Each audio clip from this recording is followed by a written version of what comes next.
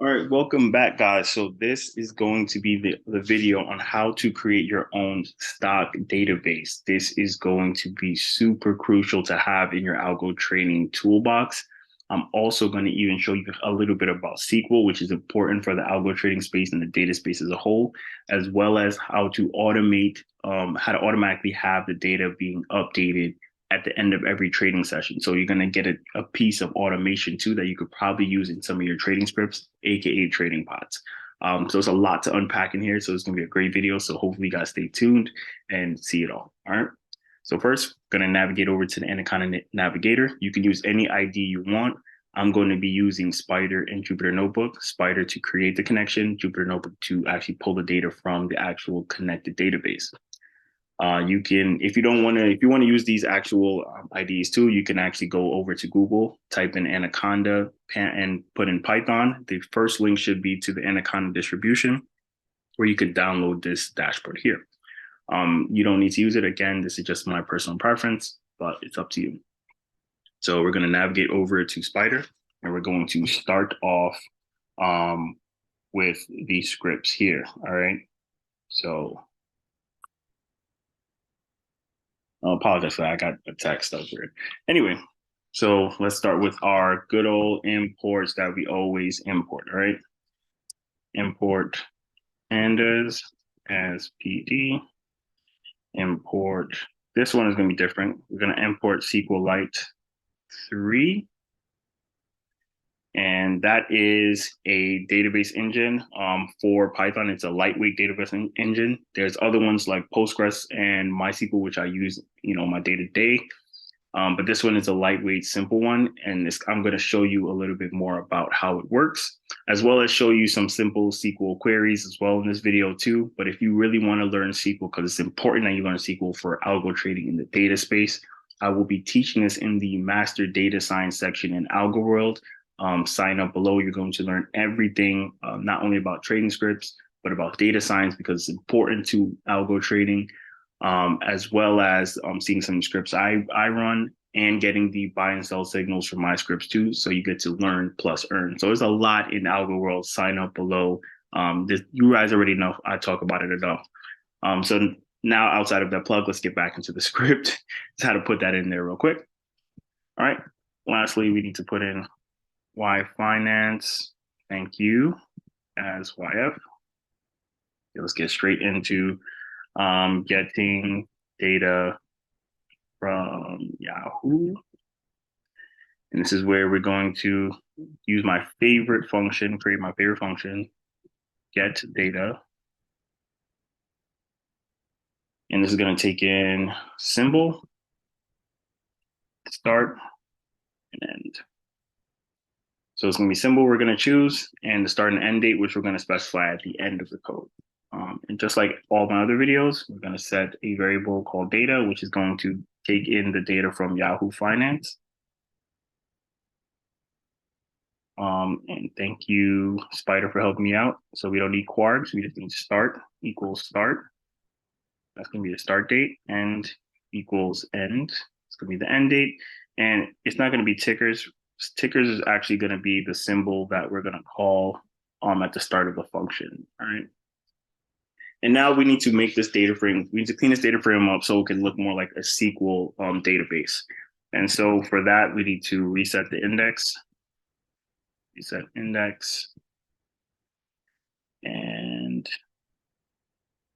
put this in place of the current data frame. That's going to be true. And we need to change the column names. So if you've ever worked with SQL databases, you know that they can't have capital titles because when we query them, they're going to be all in lowercase. So we need to change all of the data frame column headers to lowercase letters. So we got to use curly braces for this because we're going to make it like a dictionary. So the first one, of course, is date. And you see it's a capital D because that's what's going to be showing up in the data frame. Got to make that lowercase. Next one is open. It's capital O in the data frame. We need to make that lowercase o. Next one is low, capital L in the data frame. We need to make that lowercase L. Next one is, oh wait, sorry. I just put a bracket. It's supposed to be a comma. Next one is close, capital C in the data frame. You need to make that lowercase c.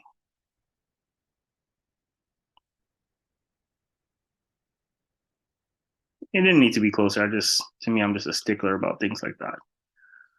And the next one is the most annoying because it actually has a space. So adjusted close has a space, which is horrible in SQL when you're querying. So we not only need to make it lowercase, but we need to add a underscore in for that space. So that one is the one that always drives me nuts. Volume, like volume, will be lowercase v. And just like with the index, we got to substitute this in place of the actual data frame already provided. So in place equals true, capital T, in place equals true. Perfect. And lastly, we need to actually add in a column for the symbol that we're going to be using because we're going to be using a lot of different symbols. So we got to put in, this is how you add in new columns. So you put the actual data frame and then you put in brackets, the title of the column that you want to add, and then where you're going to get the data from. And that's going to be the symbol that we call at the top of the function. And we return data, which is going to be the cleaned up data frame for SQL, for a SQL database. All right. Next thing we're going to do is create a connection, or create the SQL. Well, create the SQL table, actually. Yeah, create the SQL table. That's a better way of calling it. I just realized that, yeah. So definition of def, we're going to call it save data. And this is going to be saving the data from up here into a SQL database, SQL table, SQL table. It's important I say SQL table because we're going to be creating the actual database below. So first here is going to take this symbol, the start, the end time, and the con, which is going to be the connection to the actual database. I'm going to be creating it below, so just wait. You're going to see that. Make sure that's correct. It is, as always.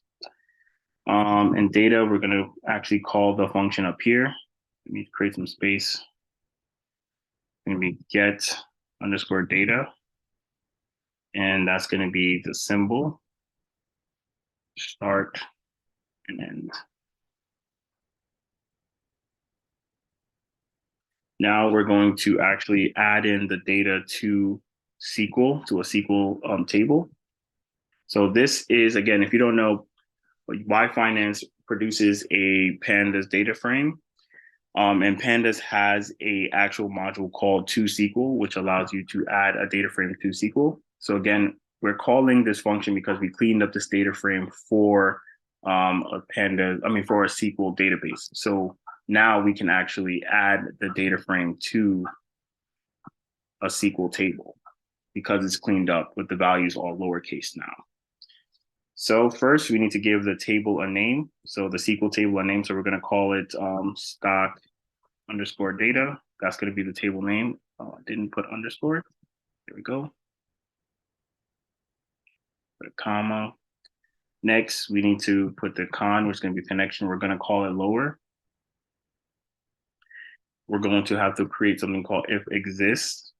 And it's important because this is going to be automated. So we want our script to kind of run automatically. And we don't want them to create multiple stock data, try to create multiple stock data tables. So we're saying if you run the script and if this table already exists, do not try to create a new one. All you need to do is append the actual table, meaning add the values to the table. We don't want that, to just keep running and kind of creating an issue. So index equals false. That's the last thing we need here. And we're pretty much done with this. And now we need to save last trading data. And this is where we're going to get the last, because again, we're going to be doing this every day. So we want the script to know what the last date you need to kind of pull the data from. And that's going to be most likely the current date. So we're going to put definition of last trade, actually last trade day. And this is going to take the symbol and the connection. All right, we're going to create a variable called today, and that's going to equal pd.p. Pandas actually has a module to actually pick up today, and that is timestamp. 1 second, I gotta actually get my charger. Apologies, I had to actually get my charger. All right, so timestamp, but it's timestamp dot today. And that's going to pick up today's date. So we don't need to actually have to write it out. And that's good for the script because anytime it's going to run, it's going to always look for that new date. So we don't, if we manually input it, we're going to have to manually keep changing it. But when we're running automation, we want all of that in place already. So this is going to automatically pick up the date of today. All right. And from there, we're just going to call the actual get data function again. And we're going to put symbol. But now we're going to change it up. So we actually can copy this entire syntax here from the previous function to make it easier because, it's literally the same thing. But for start, we got to actually create a start date. So you can put any start date you want. I'm going to just do 2021 and January. So that the actual syntax is the year, the month, and the day. So it's January 1st. And the end date is going to be today. That's why we created that variable up here where Pandas is going to automatically pick up the date, right? And all of this literally stays the same. So that's the end of it. Now let's create the connection, which is going to be SQLite. This is where we're going to use SQLite 3 dot connect. And we need to give the database a name. So we're going to call this algo data dot, and we got to give it the file extension of SQLite so that we know it's a SQLite database. And then we got to call this function last underscore trade. So it's going to be symbol. So now we got to pick the symbol that we want. I'm going to do SPY. And yeah, for the S&P 500. So let's run this. Boom, it worked. All right, so let's navigate. Let's navigate over to a. Oh, I actually had a database opened already. Let's close that. Let's navigate over to a database viewer. So I'm using DB browser for SQLite. So now we're going to open the database, and we're going to look for our file here, which is algo underscore data.sqlite. So that's the database we just created.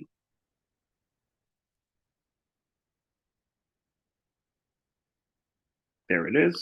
Boom. Let's open it. Save. Cancel. All right. So you can browse the data here, and you can see it's all the SPY values from the dates that we put from the 1st of 2021 till today. Additionally, you can also execute some SQL queries. So this is like the simple one. Select all from, and you got to put the table name, which is, sorry, stock. So if you go back here, it will show you the table name is stock underscore data. Again, we put this in the script too. Data. So we go in the end. Let's run that. Boom, all the data's there. But let's say let's add another ticker in there. Let's do QQQ. It could be anything. It doesn't have to be Q. It could be Tesla. It could be Apple. It's whatever you want, really. So now we added QQQ there. So now let's go back here. Let's add a where function where symbol equals QQQ.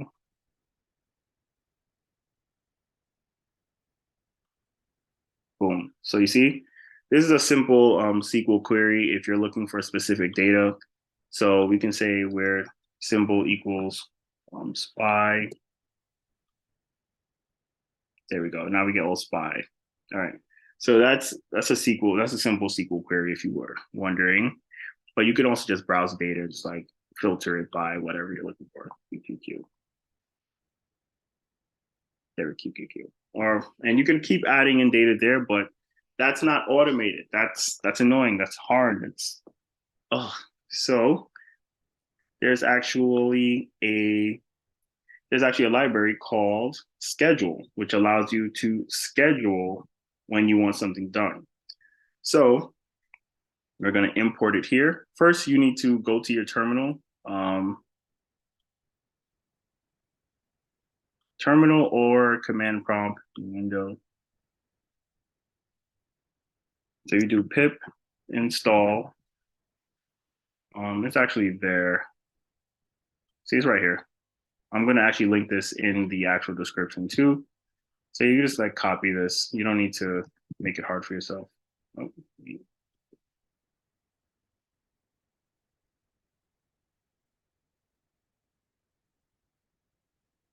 And it's like, I already have it, so, but it will just install it there.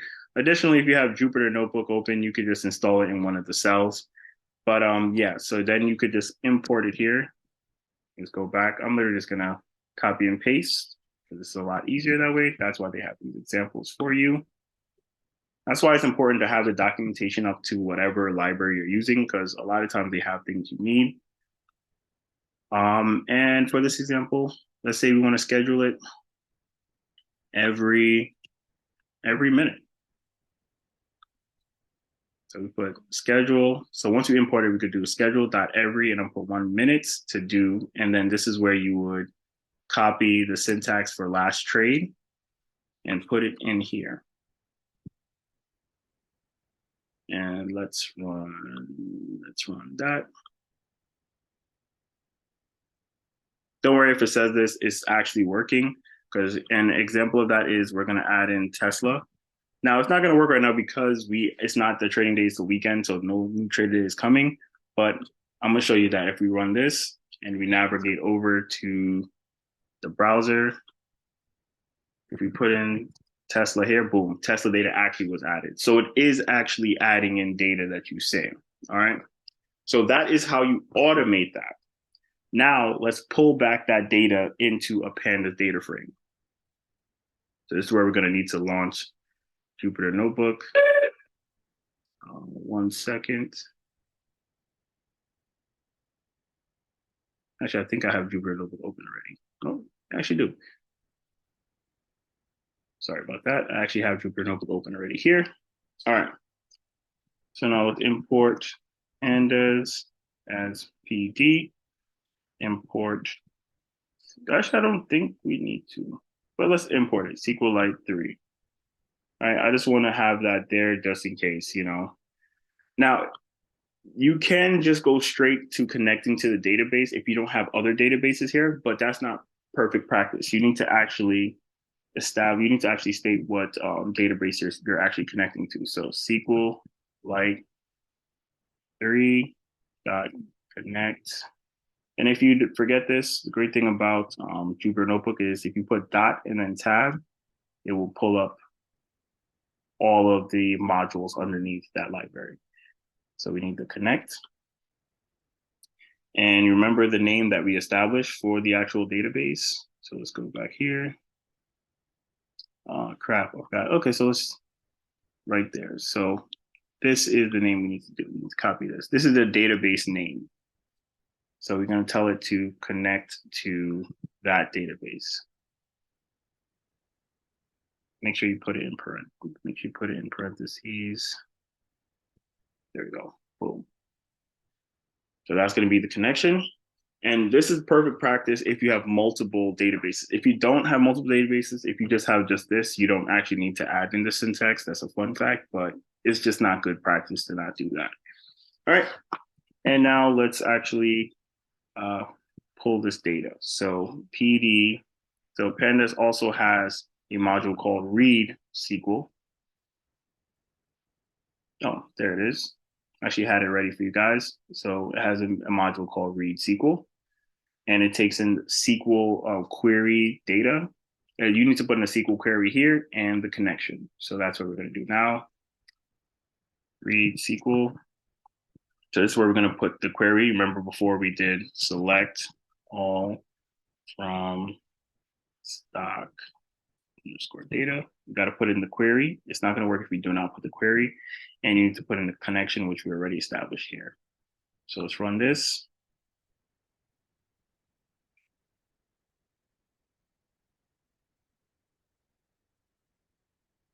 No such connection because stock data. Okay, let's make sure. Yeah, it's right there. Okay, let's run this again. What the heck is that?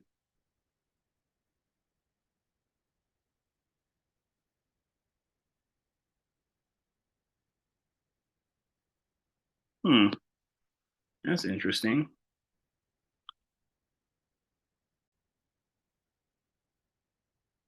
Okay, good. All right, so I see what's going on here. So what we got to do is we actually got to navigate to Finder, search for where your algo data is, algo data.SQLite, two, whichever one, and push it over to where you actually store your Jupyter Notebook folders. So I actually have it in a folder called Program on my documents. If I do that and run the script, let's make sure it's there.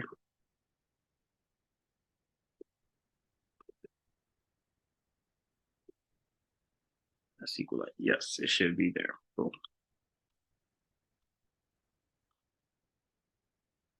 Or it might be the other one actually. Let's look for that again.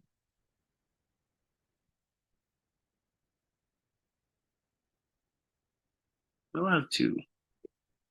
Okay, either one.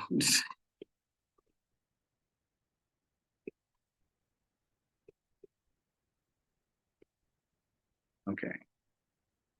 Looked like I had two. What the hell? Okay, so it worked now.